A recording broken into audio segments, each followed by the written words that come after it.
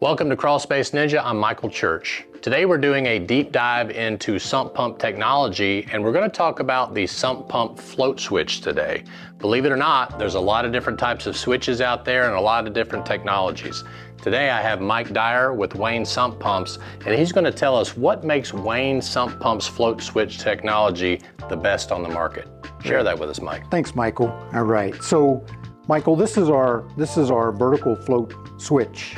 And it's vertical because the float rides up and down on a float rod.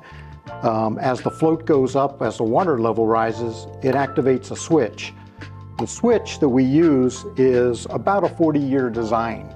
It's evolved over those 40 years and improved as technology has improved. This switch is also what we call a double pole switch. So it's not only breaking the hot lead, but also the neutral lead. And that's a safety advantage over just one of the leads. Okay, so this to me looks like a piece of styrofoam. I assume it's not. Okay, so tell me a little bit about this particular piece right here. Why is this significant? Yeah, so this is the float, and it is made from a foamed plastic material. Okay.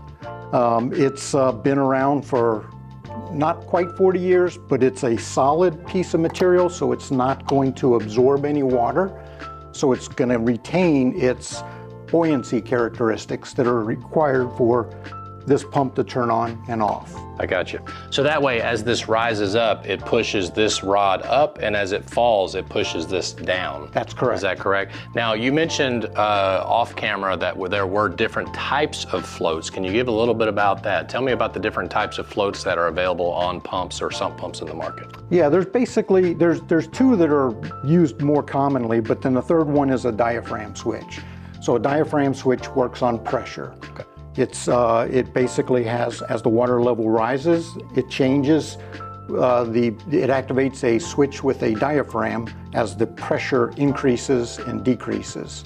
So that's available. It's not quite as common in the marketplace. The two common ones are a tethered float switch, which is, think of an old tethered ball game as a kid. You know, there's a ball on the end of a tether. The float goes up and down, just like that. And then there's the vertical switch. This is primarily used in the marketplace. There's more of these sold on pumps. Most of Wayne pumps use a vertical switch. The tethered reminds me of the old toilet floats. Yep. Is that right? Okay, so what makes it, other than it hitting both contacts, this is Wayne's premier float switch. Tell me a little bit more about what makes this different. How many cycles am I going to get out of this? What makes this pump very unique? Yeah, great question. So on our third and our half horsepower product, we've tested this to 1 million cycles. Oh, wow. So 1 million cycles, this product will operate and run. So every time it does this and this, that's 1 cycle. Okay. So it's been rated for 1 million cycles. Okay, very good. That's a lot. That's a lot. That's a lot. Well, thank you, Mike. I appreciate you sharing us what this pump is and more specifically the importance of this switch. And I'm Michael Church with Crawl Space Ninja here with Mike Dyer of Wayne Sump Pumps. We hope you make it a happy and blessed day, and we'll see you later.